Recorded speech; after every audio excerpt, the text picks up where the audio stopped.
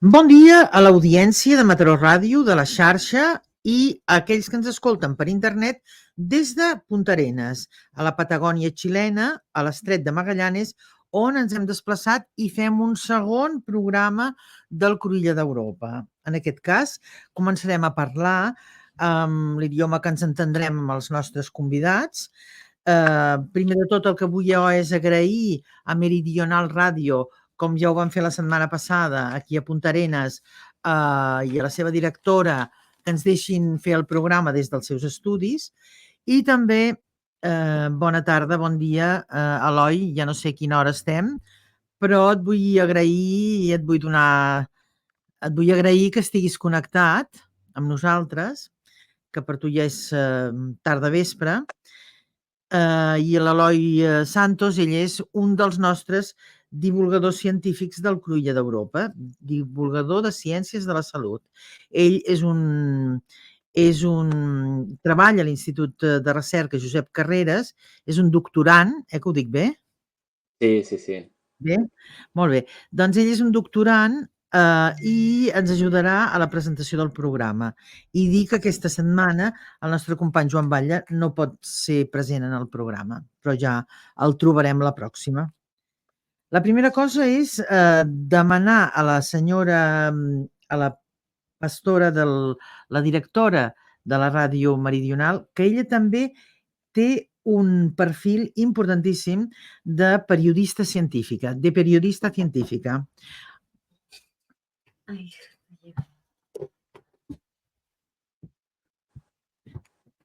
Bueno. Hola. Hola. Hola, Paloma. Ara arriba la Paloma. Sí. ¿Quieres que empecemos de nuevo por todo de cero? Sí. ¿No? Sí, comencem de nou perquè total, això són 3 minuts. Sí. Hola. O sea, yo te... No, ahí ya se vino. Yo estaba como así. Sí, yo lo he visto. Hoy me costó. Llegué. Vale. Ahora nos sentamos aquí. Tú ya nos dirás hasta qué momento tienes, Paloma? Sí, no sabes. ¿A qué rato estamos del aeropuerto aquí? Mira, así, el viaje en auto dura 20 minutos. Perfecto.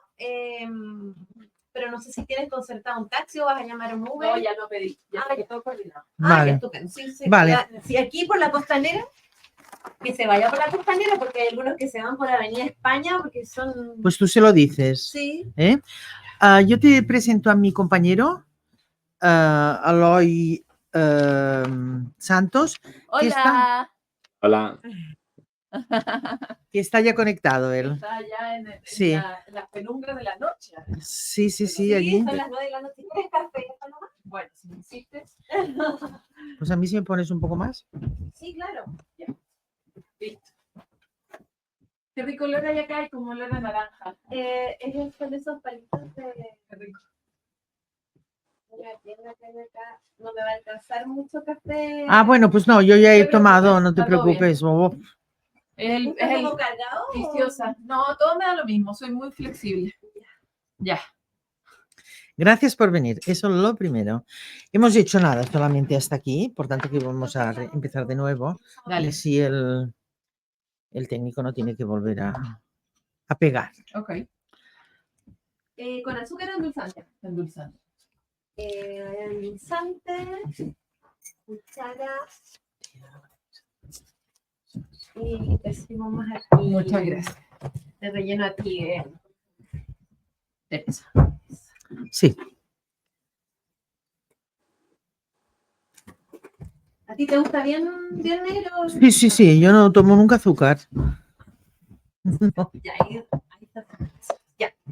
Vale, Entonces, pues les tú dices que comenzamos en el minuto 4 y tanto. No, dijiste que de volver a empezar por 4 minutos, tampoco. No, claro, porque si corto esto, Vale, tengo vale. que hacer otro link, no Sí, sé qué. no. Entonces, dile que Vale. empezaste de nuevo. Empezamos en el minuto 04, ¿eh? Eso. Perfecto. ¿Y a qué hora te vienen a buscar? A las 5, pero pasaditas llegó bien porque yo calculé media hora, no 20 Ya minutos. está bien. Estamos bien, dale. Excelente. Vale. Ya, comienza todo. ¿Tú sabes que hoy es el Día del Cáncer? Día Internacional del Cáncer. Lo he leído porque he estado buscando información. Y él es un especialista. Eloi, eres un especialista, es un doctorando del Instituto Josep Carreras, especialista en varias cosas, envejecimiento, ahora él lo dirá cuando se presente, y otra cosa es el cáncer, ¿entiendes? Y entonces, como aquí tenemos que hablar de semana, no de hoy. Ok. Yo diré esta Sin semana, tiempo, atemporal. exacto, Ok. atemporal, porque eso se pasa la semana Qué próxima. linda la nieve. ¿Sí, no? Y entonces yo diré una cosa de Patricia Burgos, que es la directora del Centro de Biología Celular, etcétera, que aquí pues la desconexión entre el mundo científico y el mundo clínico es muy importante, muy evidente. Pero no lo diré yo te diré... Tú dale, tú lánzate, Sí. yo fluyo. Claro, pero en el sentido de que si tú puedes conectar o puedes decir que efectivamente es uno de los problemas de Chile, que según hablábamos con él, en Barcelona sería menos la desconexión. Pero bueno, tú puedes decir que este es un problema. ¿Vale? Vale. Tú ya me das. ¿Podéis presentar, por favor? ¿Sí? ¿Perdona? ¿Podéis presentar, por favor, para saber quién es quién? Ella es la Paloma. Yo soy Paloma Ávila.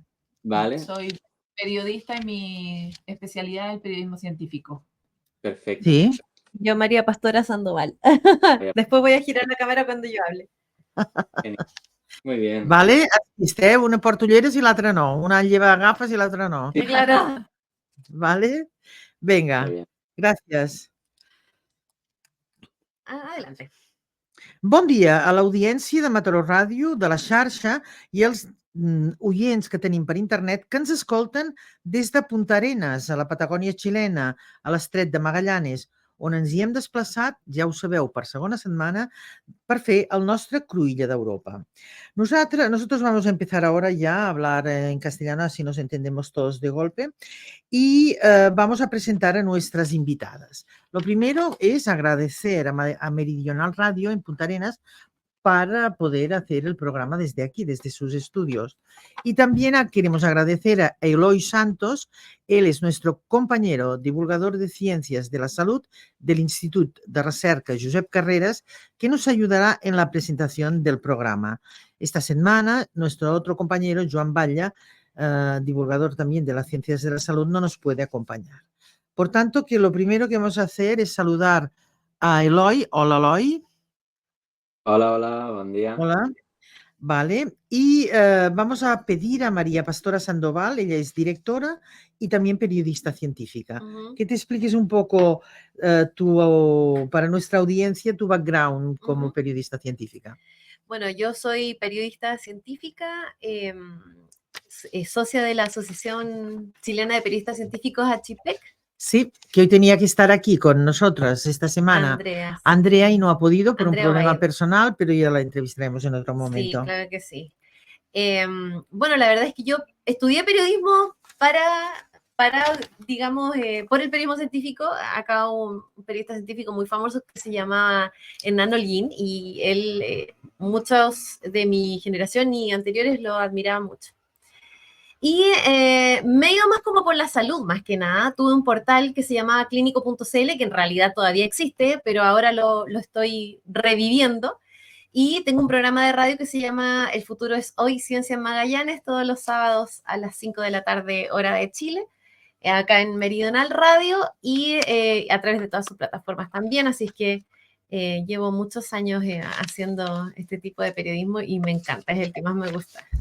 Nuestra otra invitada, ella es Paloma Ávila, ha ido buscando, desde muy pequeña, eso es lo que he leído de ti, pero nos lo explicarás tú mejor, ya estabas muy aficionado, tu padre es científico también, tu familia, y tú ya querías ver cómo te orientabas hacia el periodismo, hacia la ciencia, y encontraste el periodismo que te ayudó. ¿Es más o menos así?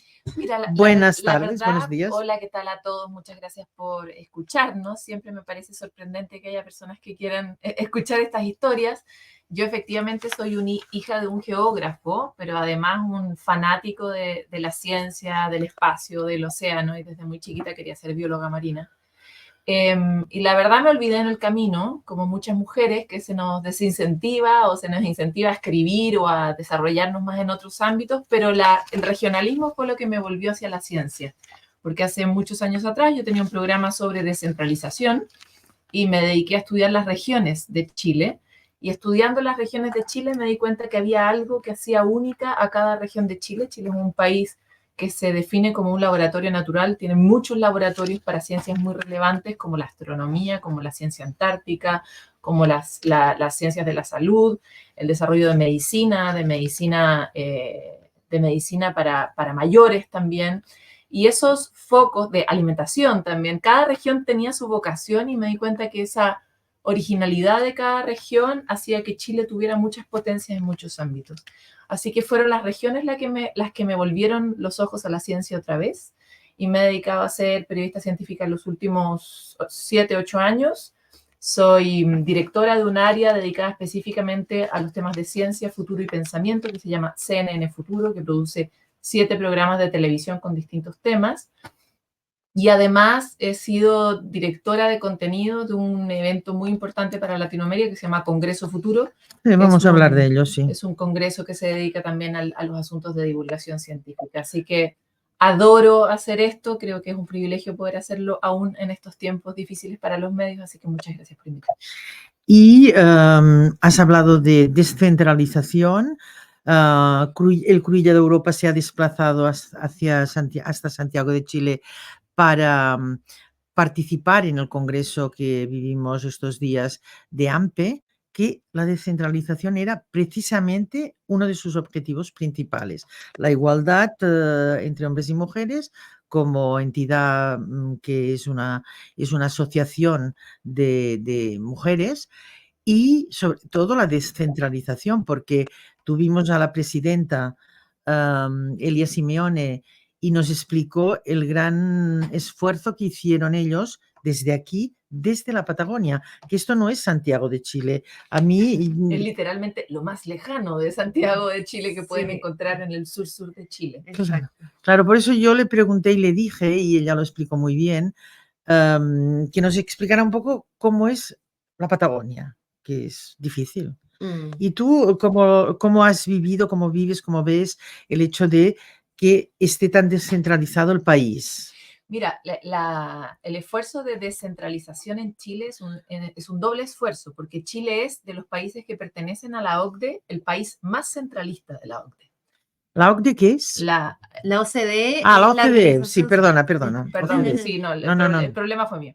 Y entonces lo que tenemos es una aspiración de ser país desarrollado, pero nos comportamos como un país que no quiere ser desarrollado en la medida que no distribuye ni sus oportunidades, ni su acceso, ni su dinero, ni su inversión. Y en Chile eso se manifiesta de maneras muy distintas. En particular, la región de Magallanes y las regiones más extremas han padecido durante mucho tiempo por esto, porque tienen mucha menos inversión en todo, pero además las políticas públicas nunca están pensadas con pertinencia territorial. Y por lo tanto, la bandera de la descentralización es crítica para el desarrollo de Chile y para el desarrollo sostenible del planeta. Entonces, este tipo de esfuerzos que se hagan desde Magallanes es algo que yo apoyo personalmente. He venido por 24 horas porque me parece que es un acto político ayudar a que se distribuyan justamente las conversaciones y se hagan con pertinencia territorial.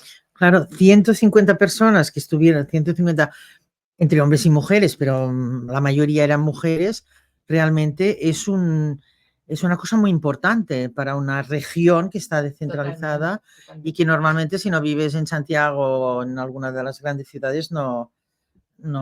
¿Y tú cómo ves el tema de la descentralización desde aquí? Es decir, las escuelas, los niños, la descentralización, ¿cómo lo ves tú, María? Bueno, Pastora. creo que aquí, en todo Chile se sufre la centralización. Claro. Pero creo que aquí es extremo. Es extremo en todo sentido geográfico, pero también uno se siente muy postergado por cosas tan pequeñas como que hay veces hay spots de televisión que promueven algo que no está aquí. Dicen, estamos en todo Chile. Y tú dices, no, llegan hasta Puerto Montt, más al sur no llega. Pero ellos dicen, está en Chile tal cosa. No está en Chile, está en Santiago. También a mí me ha producido mucha curiosidad la calidad de científicos que hay aquí. Es por eso que mi programa se enfocó, y de hecho después hicimos un sitio web, cienciamagallanes.cl, que es el sitio web de mi programa de radio, porque daba para un sitio web completo la ciencia que se hace aquí. Daba para un programa de radio semanal. Bueno, no, en realidad el programa semanal nos quedaba corto y por eso hicimos el sitio web.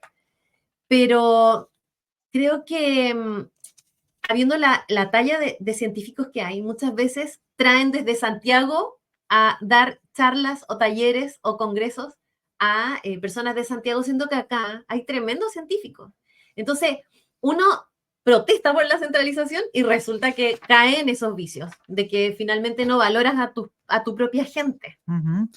Y Punta Arenas está rodeado, lo estamos viendo desde la ventana, de una magnífica naturaleza.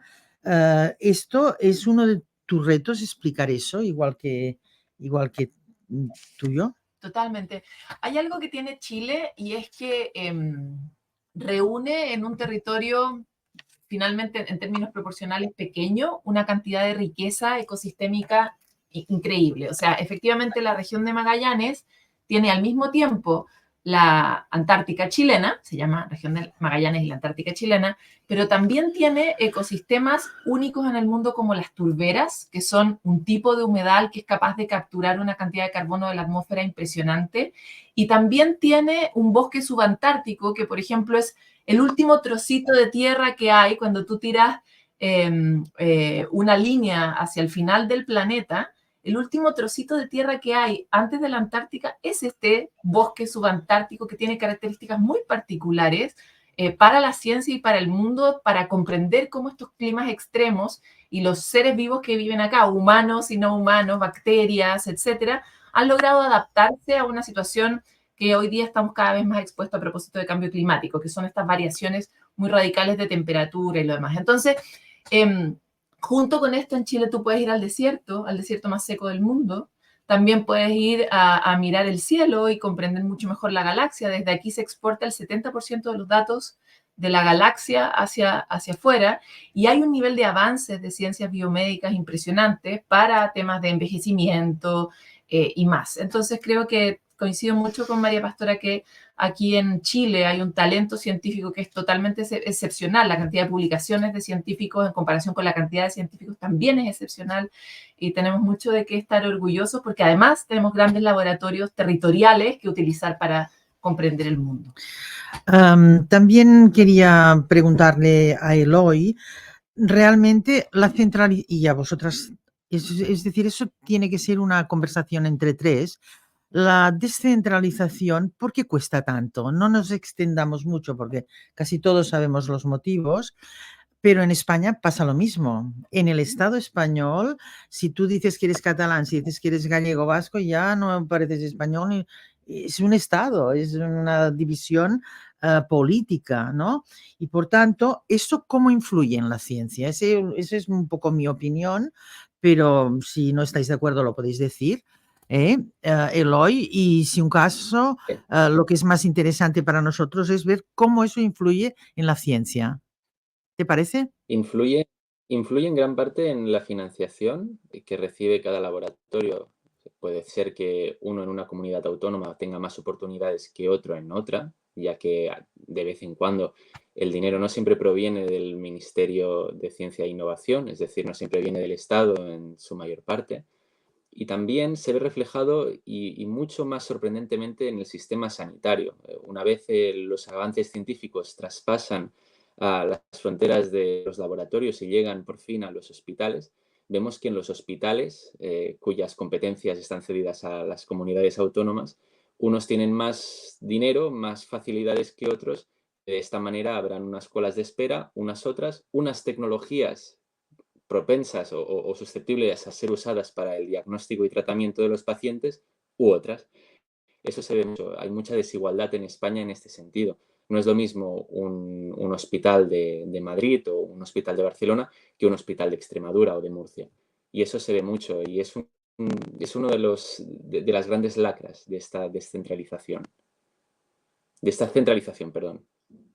Yo agregaría que uno de los grandes problemas de la falta de descentralización es que, como ha dicho, no sé, Stefano Mancuso, uno de los grandes especialistas botánicos del mundo italiano, los sistemas que son resilientes son sistemas distribuidos. De la misma forma que las plantas son mucho más fuertes finalmente que la especie humana, porque tú le cortas un bracito y la planta hace crecer otro, y tienen inteligencia distribuida en su manera de crecer y de desarrollarse, y por eso son más resilientes, que Internet es mucho más fuerte porque está distribuida, que la Bitcoin es poderosa porque está distribuida, lo que no está distribuido es más débil. Y entonces lo que pasa es que esa falta de financiamiento que plantea Eloy se traduce en menor riqueza. Y la ciencia es una práctica que gana valor en la medida de su diversidad y de su riqueza. Mientras más cerebros y personas participan de una ciencia con una mirada más diversa y transdisciplinaria, esa ciencia tiene mucha mayor fortaleza. Entonces, lo que perdemos es calidad también. No es solo acceso, no solo tiene impactos en la desigualdad y en el acceso a las personas, como planteaba Eloy recién, sino también en que la calidad de la ciencia de ese territorio que está centralizado es mucho peor al final. Sí. Claro, el tema de la descentralización en Chile es... A ver, de partida, Chile en algún momento quiso ser federal y no lo logró, digamos. Yo creo que ese ha sido eso una ficción, porque finalmente todo sucede en Santiago. Y yo creo que yo que soy santiaguina y he vivido allá, no logré entender la descentralización hasta que me vine a vivir aquí. Vivir aquí es muy distinto a verlo desde Santiago. Yo siempre tuve el ánimo de ser, digamos, de incluir a todo Chile, de descentralizar, de no sé qué. Pero cuando tú vives en el lugar extremo, tú entiendes ahí muchas cosas. Y hay muchas personas que se sienten muy postergadas, y entre ellos claramente están los científicos, y finalmente muchos de ellos migran a estudiar y se quedan en otros lugares.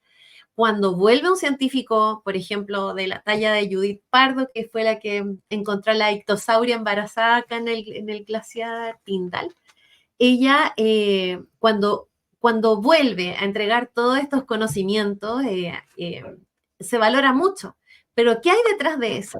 Hay la postulación a un montón de proyectos, digamos, ese hallazgo lo fue financiando con distintos proyectos y distintas etapas, y eso no debiera ser que haya fondos, porque aparte a veces te piden experiencia, que es lo mismo que le pasa a los deportistas, les piden medallas para financiarlos, pero no pueden ganar medallas si no pueden financiar su entrenamiento. Entonces, creo que en ese sentido se ha ido avanzando en la financiación de la ciencia, pero falta muchísimo más, y más aún potenciar regiones como la nuestra, que, como decía Paloma, es un laboratorio natural, tiene una diversidad y una biodiversidad tremenda, y también tiene muchas amenazas que también merece la pena estudiar. Por ejemplo, acá el castor es una especie exótica y está acabando con el bosque de Isla Navarino, que es terrible, porque, como decía Paloma, justamente el bosque subantártico es único y lo está depredando una especie exótica que se trajo por alguna razón inexplicable, pero que ahora está descontrolada.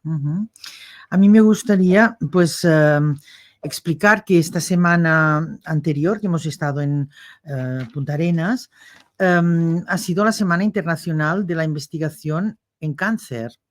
Aquí tenemos a nuestro compañero, que es un especialista en ello, y estuve leyendo unas palabras de la señora Patricia Burgos, directora del Centro de Biología Celular y Biomédica de la Universidad San Sebastián, de aquí, que decía que se tiene que educar también para la enfermedad. Es decir, que cuando una persona tiene una enfermedad, la sociedad le debería dar unas pautas para que ella misma pudiera saber cómo hacer una vida más saludable, cómo intentar corregir desde su propia vida. ¿Qué opinas? Yo creo que uno de los grandes problemas de la salud global, y ahí Eloy probablemente puede tener mucho más antecedentes que yo, es que la salud global ha sido pensada desde un modelo muy reactivo. Y hoy, a consecuencia de cómo la salud actual se ha construido de miles de malas prácticas en hábitos muy cotidianos, estamos volviendo a poner la mirada y a encender una luz sobre cómo uno podría tener una actitud preventiva en materia de salud y cómo eso no solo tiene que ver con no estar enfermo, sino que tiene que ver con algo que aquí el pueblo originario mapuche llama el cumemoñén, que es vivir bien. Vivir bien es algo que se nos ha olvidado, en parte porque los incentivos de nuestros sistemas económicos han estado puestos en otro lugar, pero que hoy, después de la pandemia, cuando vimos tan de frente la muerte, se nos volvió a ser razonable pensar en eso, por lo menos aquí en Chile.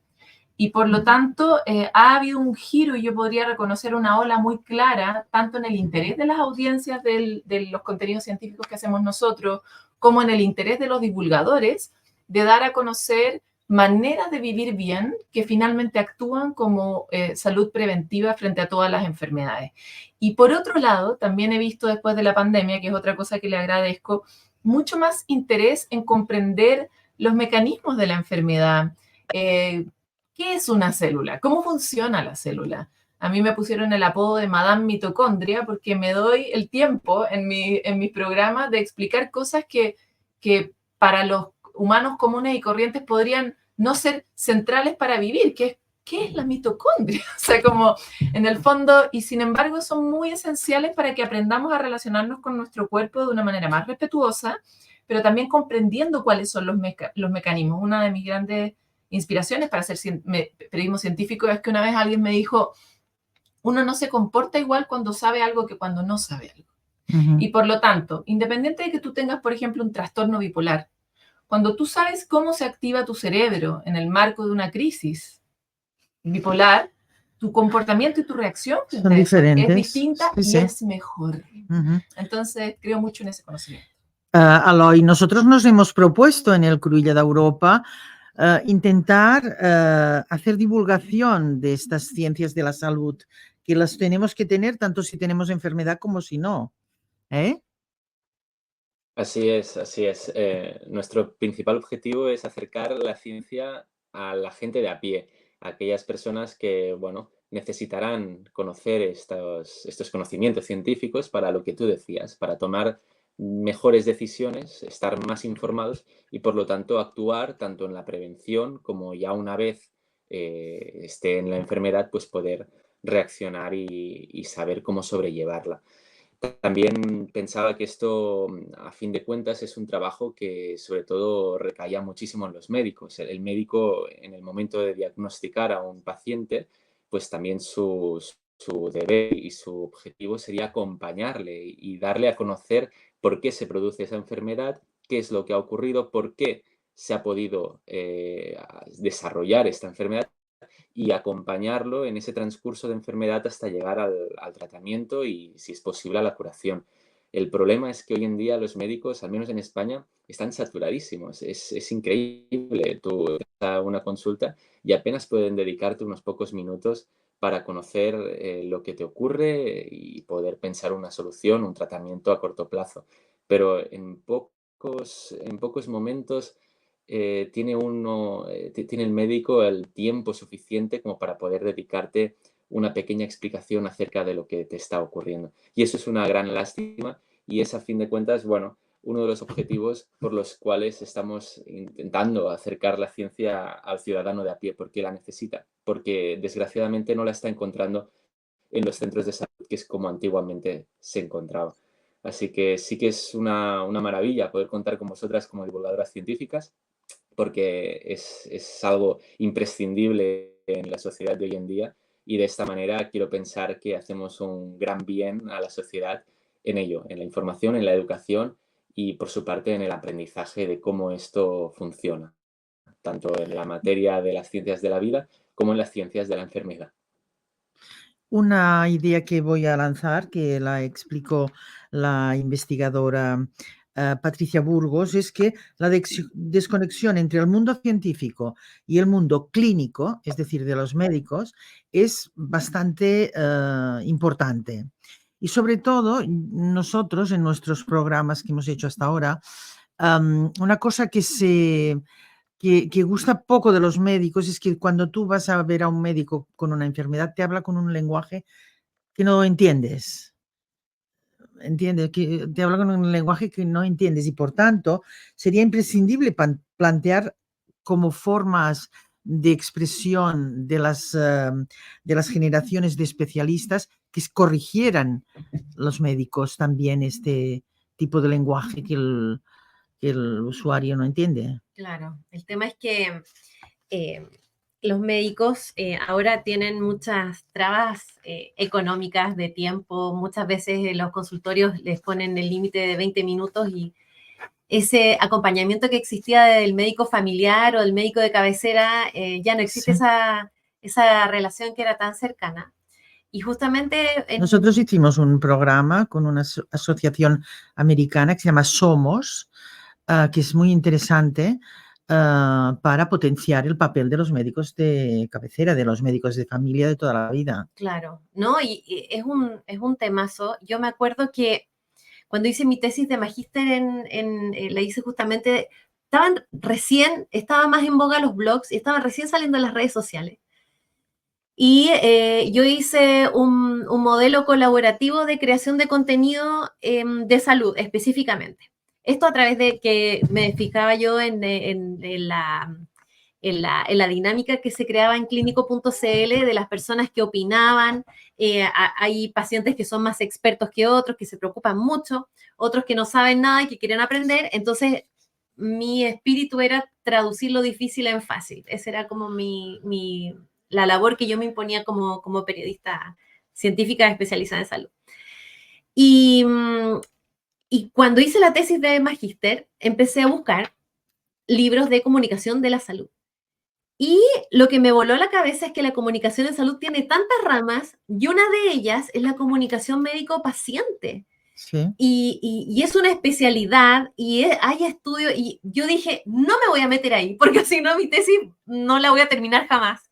Me enfoqué solamente en el tema que era comunicación digital de la salud, pero me quedé con eso pendiente porque en las universidades creo que no se hace el suficiente hincapié y creería, no conozco la malla, digamos, las asignaturas, pero creería que no se le da, si es que hay alguna asignatura digamos, de comunicación médico-paciente, debe ser una, si es que la hay, lo desconozco, pero se ve que no se le ha dado la importancia suficiente porque el médico sigue siendo visto como una autoridad.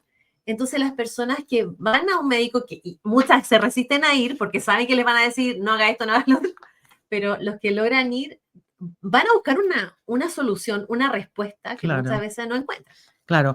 Yo quería deciros, nuestro compañero Eloy, él trabaja en un laboratorio.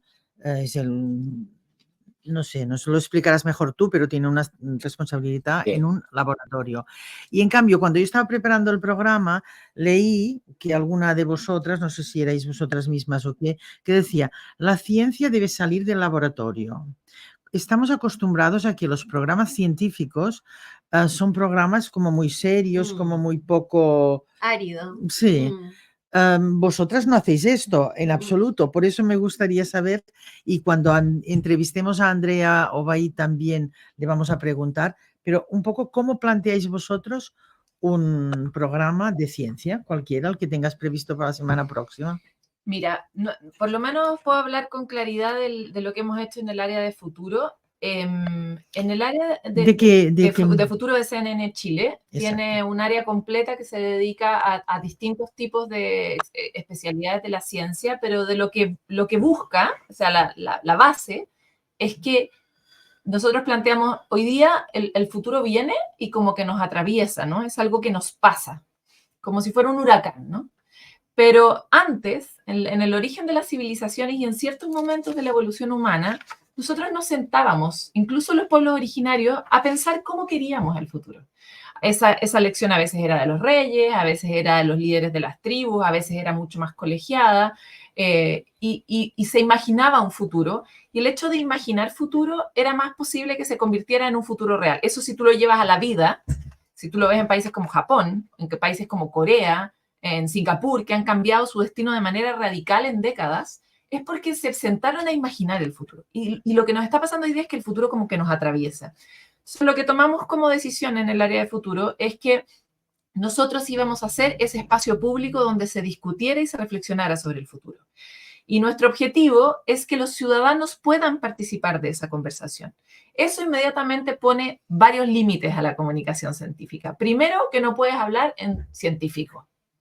Segundo, que cuando un científico viene a contar su historia y no logra hablar en humano, tienes que llevarlo a hablar en humano. Y siempre a los científicos yo les pongo un desafío muy específico, que es como, necesito que me cuentes algo que la persona que vea este programa quiera compartir en su almuerzo del domingo y pueda contarlo. Eso es un desafío enorme para científicos y para periodistas, pero que está basado en un lugar común, que es cómo queremos juntos el futuro. Si la cosa no te involucra, ¿qué te importa la mitocondria? ¿No? ¿Y qué te importa el desarrollo eólico o el universo?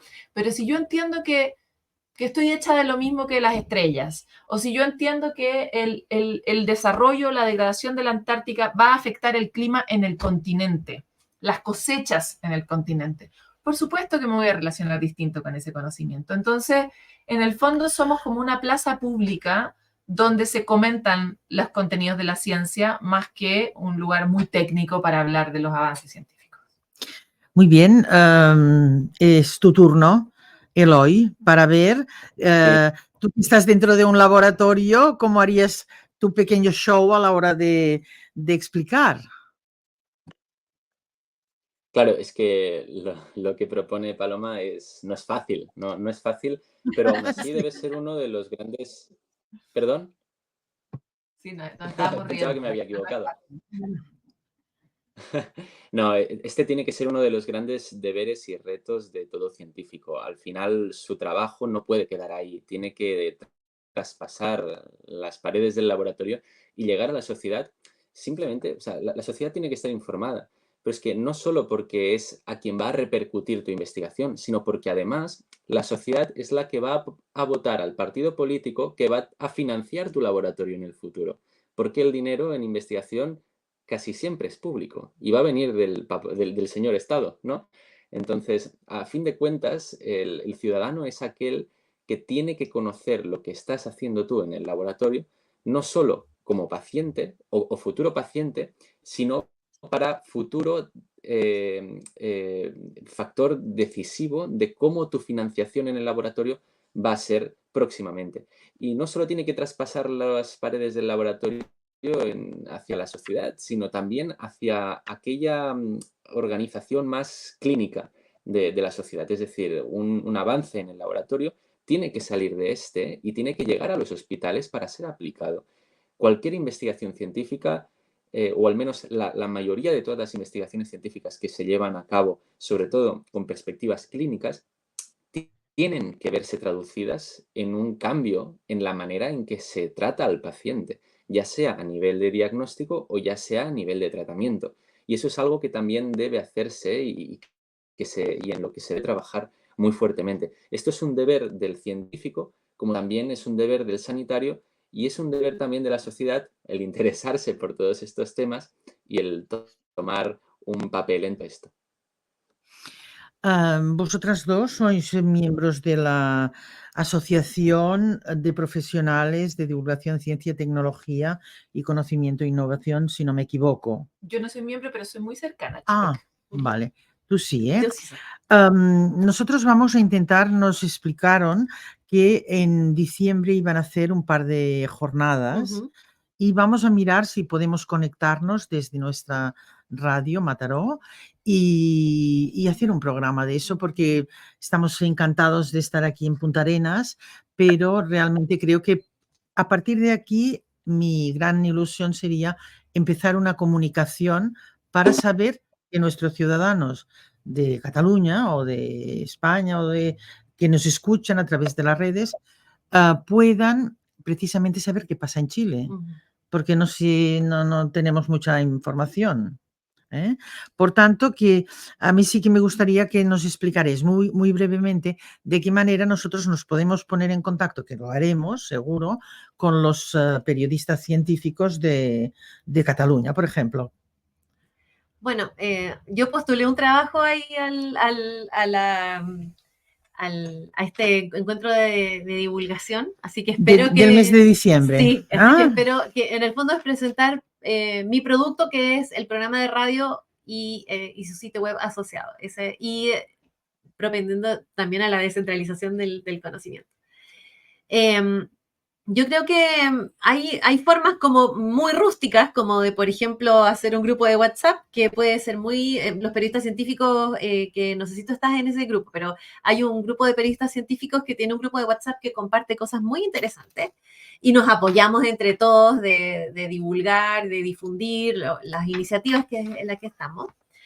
Pero también pueden haber iniciativas un poco más, digamos, complejas, como podría ser un sitio web en conjunto, un blog en conjunto, un podcast en conjunto. O sea, nosotros estamos conectados ahora con Eloy a miles de kilómetros y estamos conversando como si estuviéramos con él. Sería ideal que estuviera acá sentado con nosotras, pero la tecnología nos da la posibilidad de poder hacer eso. Y a mí lo que más me gusta de la radio, y a lo mejor a ti, Paloma, no sé si te pasa eso, que cuando yo trabajé en televisión, uno es muy preso de la imagen muchas veces. Y en la radio uno puede hablar de elefantes azules y no necesita tener al elefante azul en imágenes, digamos, que esa es una de las ventajas y creo que el podcast podría llegar a ser un punto medio entre la complejidad de la televisión y digamos,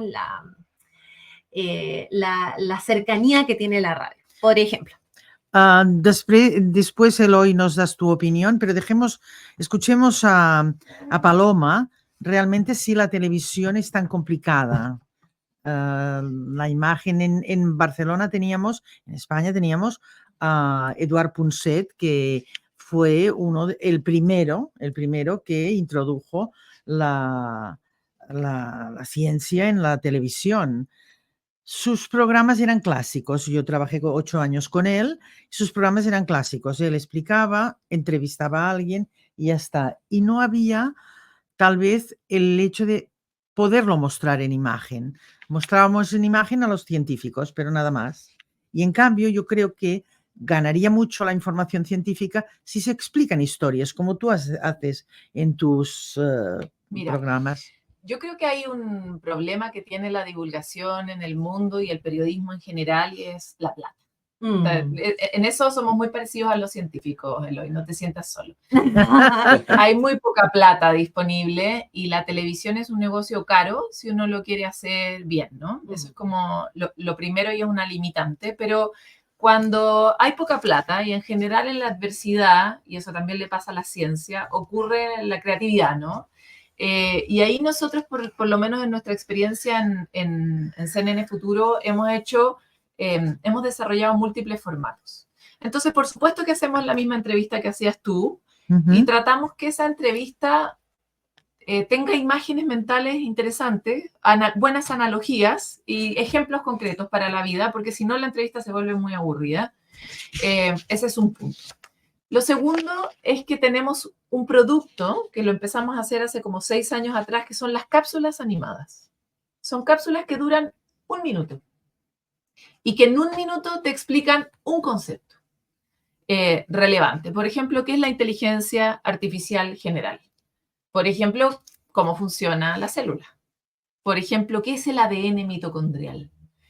Ese concepto chiquito es apasionante porque te devela la maravilla de la vida sobre la Tierra una y otra vez, ¿no? Cuando te metas en el tema que te metas, la cosa es hermosa y es ese dato que la persona quiere para comentar en su comida del domingo. Además, tiene ese elemento. Y esas cápsulas de 1 minuto funcionan muy bien con públicos de todas las edades. O sea, los niños, los mayores, los medianos, a todos les encantan esas cápsulas. Y después tenemos distintos otros formatos. Tenemos un tipo de formato que usamos mucho, que son las cápsulas de experto, donde le decimos a Eloy, ok, Eloy, cuéntame sobre 4 consejos para no tener cáncer. Y Eloy, desde su expertise, te lo cuenta en 2 minutos y medio. Pero también tenemos otro formato, que es que vamos a la calle y tratamos de recoger la percepción ciudadana ordinarísima de la gente de a pie sobre ciertos temas que pueden ser complejos, como por ejemplo el bienestar humano. ¿Qué haces tú para manejar un estado de angustia? Y tú vas descubriendo que en esa sabiduría popular hay mucho de ciencia, porque la gente, al menos en cuanto al dolor, al placer, a la muerte, a las grandes cosas que motivan la vida humana, observa mucho lo que le pasa y lo padece muy sola. Entonces encuentra tácticas y herramientas para sufrir menos, para pasarla más suave. A veces esas tácticas son horribles y son malísimas, y a veces son fantásticas y son muy buenas para compartir. Entonces, lo que hemos hecho es tratado con los mismos recursos de buscar salidas narrativas que sean interesantes. Y desde la radio, ya que me planteabas antes, María, sobre ese asunto, yo hago radio los viernes y lo que hago es usar literatura, periodismo literario, o sea, tratar de poner figuras literarias divertidas, interesantes, atractivas, que te permitan tener el argumento, la excusa perfecta para exponerte a una terrible explicación científica. Uh-huh. ¿Quieres añadir algo, Aloy? No, totalmente de acuerdo con el generar contenidos que sean creativos y a la vez atractivos para el público en general. Y lo de las cápsulas de 1 minuto es una gran idea, sobre todo para la gente joven que no es capaz ya de estar atenta más de 1 minuto y que algo más le podría parecer incluso un poco aburrido. Así que siempre a favor de cualquier comunicación científica, sea como sea, en el formato que sea radio, sea televisión, y adelante con todo ello. La cuestión es divulgar. A nosotros nos quedan nada, unos minutos de final. A ver si somos capaces de resumir de las conferencias del Congreso de AMPE al que hemos asistido, Asociación Mundial de Mujeres Periodistas y Escritoras. Hay 2 temas que me gustaría saber vuestra opinión bastante brevemente. ¿Cómo nos ha alterado la COVID la vida? Porque yo creo que nos la ha alterado. Si quieres, puedes empezar tú, Aloy, o si quieres tú, pero brevemente. Y después el tema de la inteligencia artificial, que hubo una exposición muy interesante presentada por ti misma. Fue fantástica. Bueno, comienzo Bueno, yo. Sí, por favor. No, dale nomás, Eloy. Sí, por favor, Pastora, tú misma. Muchas Adelante. gracias. Creo que tuvo cosas muy buenas y cosas muy malas. De las malas creo que no vale la pena repasarlas. Mucha gente que murió, que quedó con secuelas, que el encierro nos afectó la salud mental, los niños, una generación de niños que está estancada en su educación. Pero por otro lado, se vieron contenidos de ciencias, o sea, hubo portadas de periódicos con temas de ciencia, cosas inauditas. Acá en Magallanes nosotros tenemos el CADI, que es un centro de investigación muy importante, y acá fue el primer lugar en Chile donde se comenzaron a hacer investigaciones más profundas del COVID, que ustedes le dicen la COVID. Sí. Eso fue una inyección muy potente tanto en recursos como también en la confianza que se le tiene a lugares extremos, a laboratorios extremos. Hubo un interés genuino de las personas por la ciencia. Todo eso es demasiado positivo. Vamos a dejarla a Pastora. Eloy, ¿no? Eloy, venga. Sí. Eres nuestra cuota bueno, de género. simplemente... Sí, al revés.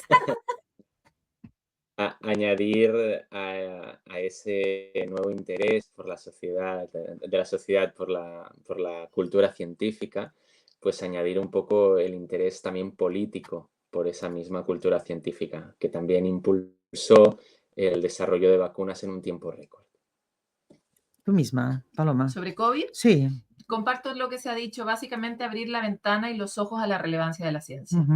Y ahora ya para terminar, el tema de la inteligencia artificial. Tú presentaste una buena mesa redonda y habló un profesor que nos gustará tenerlo también en nuestros micrófonos más adelante, Carlos Scolari, y habló de la inteligencia artificial, igual que el resto de los ponentes, sin miedo. una cosa que dijo y que me chocó fue, en Europa estamos todavía pensando si los niños tienen que llevar el celular a la escuela o no. Pues claro que tienen que llevarlo controlado, pero utilizando todo lo que la inteligencia artificial o no nos puede dar para avanzar tecnológicamente. ¿Cómo lo ves? Yo estoy muy en desacuerdo con casi todo lo que dijo Carlos, Ah. pero para entrar en precisión, yo creo que algo que la humanidad se puede dar es el derecho a reflexionar qué es lo que quiere y qué es lo que no quiere. Y yo creo que en inteligencia artificial, si hay algo que no hemos hecho, es reflexionar. Aplaudo de pie los intentos que ha hecho Europa por frenar justamente el acceso a los cerebros de nuestros hijos de tecnologías cuyo impacto todavía no conocemos bien y que los primeros estudios revelan impactos desastrosos. Entonces, ¿queremos que nuestros cerebros se modifiquen de esas maneras o que nuestros hijos tengan esos problemas de adicciones tempranas porque no queremos frenar el avance de la tecnología? Yo digo, la verdad que no. Pero creo que lo interesante de lo que está ocurriendo tanto en esa ciencia como en la ciencia espacial es que nos está poniendo nuevamente frente a conversaciones que nos puso la bomba atómica, que es, ¿por qué estamos haciendo esto? ¿Hacia dónde estamos empujando este buque? ¿Qué sentido tiene para la humanidad en su conjunto? Y una pregunta que hice en el panel, que es, ¿para qué lo humano? ¿Para qué está lo humano en un sentido profundo de la vida sobre la Tierra, que es tan única hasta donde sabemos en el universo? ¿Para qué es el desarrollo humano y a qué debiéramos dedicar nuestra vida completa en investigación y en desarrollo? Aloy, vamos a tomar este tema, esta cosa que no concuerda entre los científicos de Barcelona, muchos de ellos, y los de aquí, de Punta Arenas, en Chile, y seguro que lo trataremos con ellas o con otras personas en nuestro Cruïlla d'Europa. Yo te agradezco mucho que hayas estado conectado.